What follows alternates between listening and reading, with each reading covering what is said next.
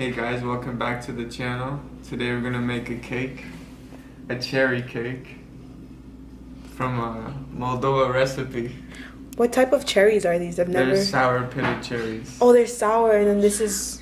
This is just sour cream mixed with sugar, and that's it basically. Oh, really? And then this is... The traditional pancakes from our country. That's so Moldova. crazy. My cousin made that one time. It was really good. Yeah. I forgot what she put in inside of it, but it was really good. They're thin. Wow. This one's messed up so we can eat it. James is ready to eat it. Oh, we no. got you on camera. Mans took it. Okay, so this is what it looks like. So we have the sour cream cherry and then the crepes. That's what they're called. Should I tell them how to make it? Yeah, we'll show them how to make it. Okay. You just take like, you ration it out, so let's say Yeah. near the bottom.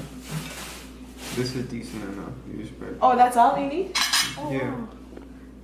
And then where does sour Just cream make goes? sure you roll it, like, make sure it's like tight. Just Ooh. roll it. It's like, this is fun.